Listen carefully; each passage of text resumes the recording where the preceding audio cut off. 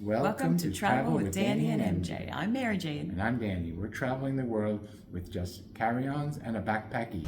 We're going to Ghent. We just arrived in Ghent at the train station. And we can't believe how many bicycles are just parked at this station. Walking from the train station in Ghent into town through this little park here. With this cool tunnel through the park.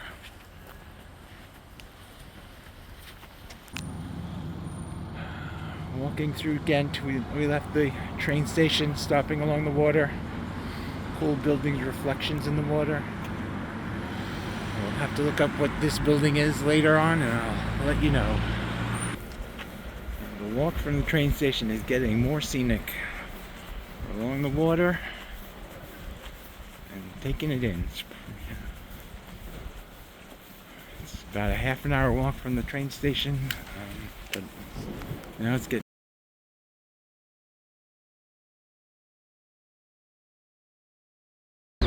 overlooking the canal. There's a tram across the bridge along the canal from here. It's a pretty place. Beautiful morning. Looking back over the St. Michael's Bridge. All of the old historic buildings. We are on St. Michael's Bridge here in Ghent. And we're really getting into the pretty part of town.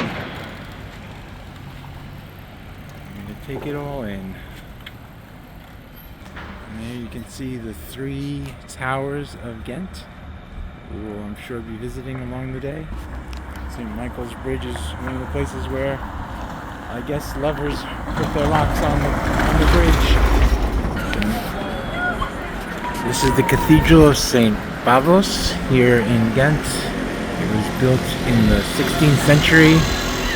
There was originally another church here called St. John's, but it was wooden, and I guess it burnt down. It was replaced with this. Now we're inside of the cathedral. It's really, gigantic ceilings.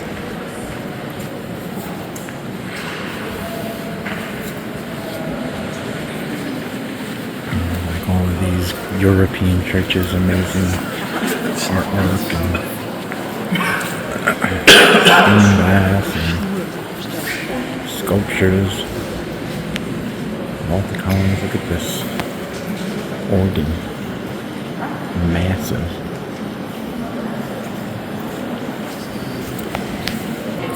Behind the altar there's like a massive area of more sculptures and more art, and where the choir would be. This is the pulpit for reading, doing the readings in church. Just amazing ornamentation and decorated sculptures. One more look around. There's also in this church a famous altarpiece by Van Eyck called The Adoration of the Lamb. If you have time to visit it, you have to wait. But it is very famous. They say maybe the first real oil painting, classic. And this is the belfry. It was just ringing. We just missed the bells, but maybe we'll get them later. It was built in the 14th century, but apparently the plan started in the 12th century. But it took them a while to raise the money to build it. The belfry is one of the 3 towers of Ghent. We were in the cathedral, Pavlos, the belfry, and the third one we'll see later is St. Nicholas.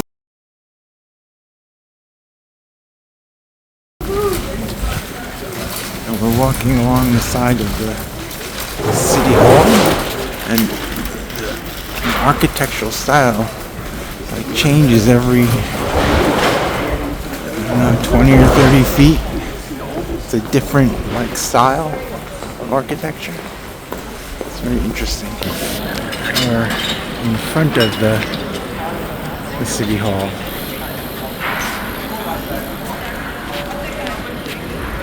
And the belfry. At the very top is the Golden Dragon that our guide in Bruges said they stole from. The Ghent stole the Golden Dragon. This is City Hall. Mary Jane, what do you think of the City Hall? It's a monstrosity. It was built over 400 years, and they just kept changing the different styles. So it's like neoclassical here in the front, and then it's Gothic, and then it's, Baroque. You can see more of this City Hall and all of the different architecture types that they used to design it. This is the graffiti alley here. Started in 1995 to support the Ghent Festival. Ghent Festival is one of the biggest festivals in Europe.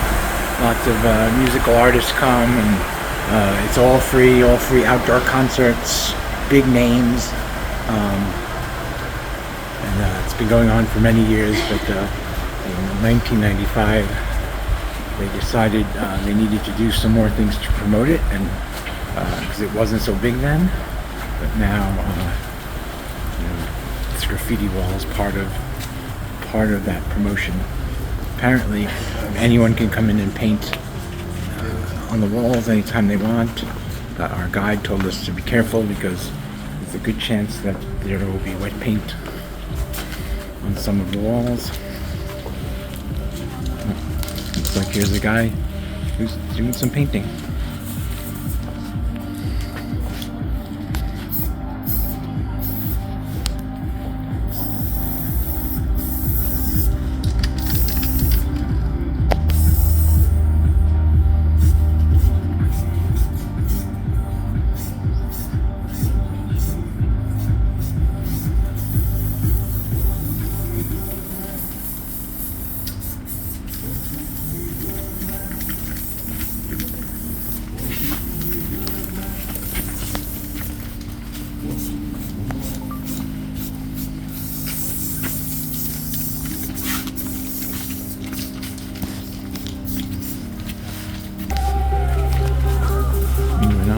Here's another artist working on the wall.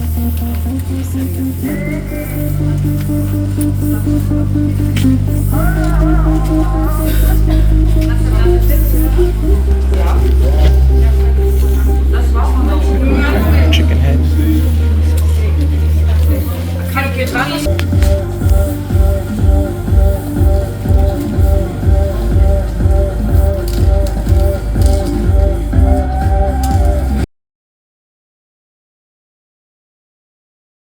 To say it was only for men, so luckily times are changing bit by bit.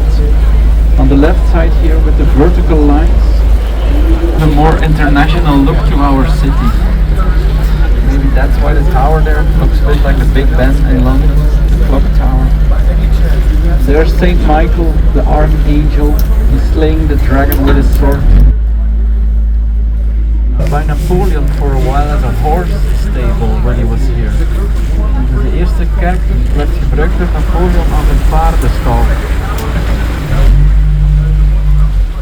Oudste kerk uit de 13e eeuw, mooie schilder wat ziet. In het midden een belfry met de gouden draak. So the belfry with the golden dragon on top in the middle. Apparently we sit in books from the library here in the water of the river.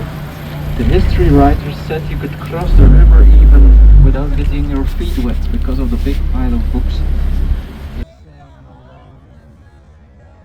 Philips of Alsace.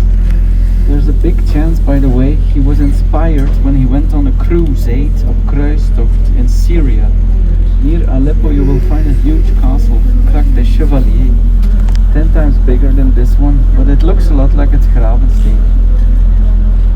This here. So you have to imagine, Charles V or Maximilian was standing there with a huge army, but we didn't have that, so we had to be smart. Someone came up with the idea to close all the water locks. And that way the water piled up here in the city center. Then we opened only this water lock that was there. It's a local specialty here in Belgium. We call it bad urban planning. Because of that kind of apartment blocks, we never got protection of UNESCO in the historical.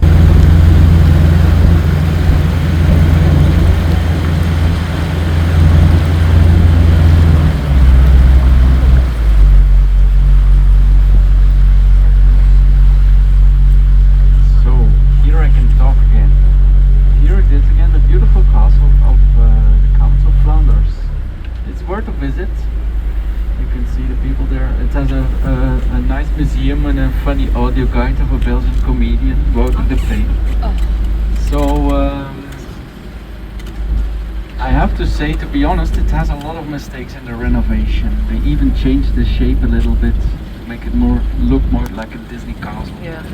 Also the roof there, and there you can see some different stones. They started using the street stones, the cassé and the cobblestones to finish the towers there. There even was a textile factory here in the 19th century, but still it's worth a visit.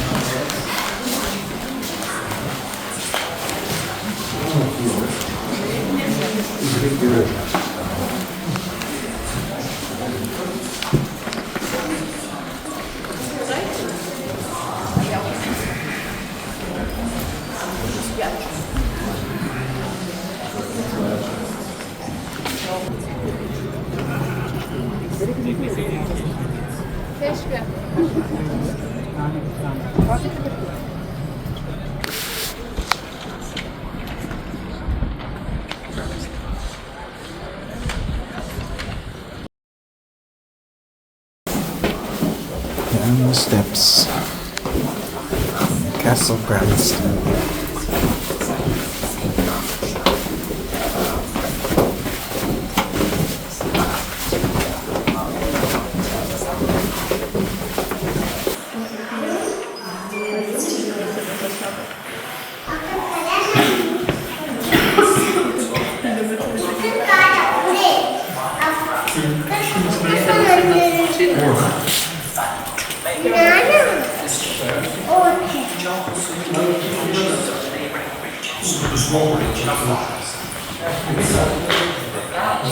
A medieval toilet.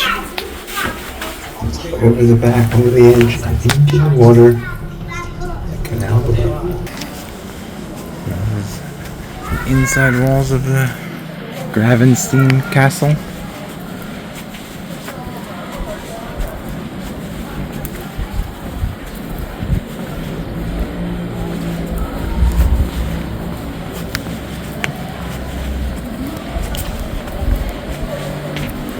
Quite a place. They told us it's an odd place for a castle because it's inside of the city. Usually they're outside to defend the city, but apparently the count was not very popular with the people of Ghent, and the castle was actually meant to protect him from the subjects that lived in Ghent. There'll be a wedding in the castle today.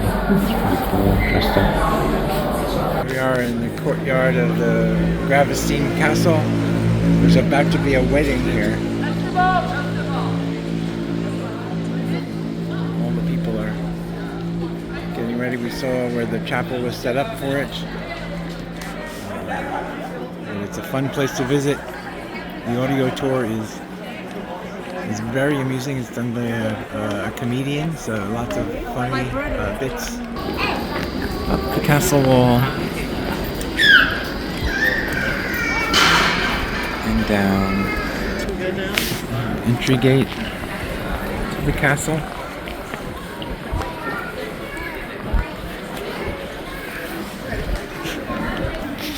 We're outside of the castle now. Ooh, right on the canal.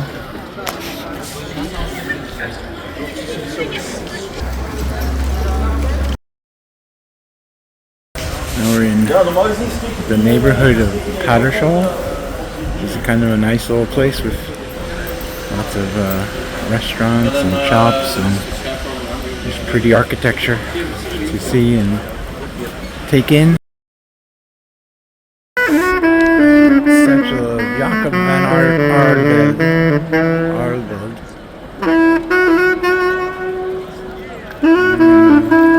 I believe it's the Vis Market.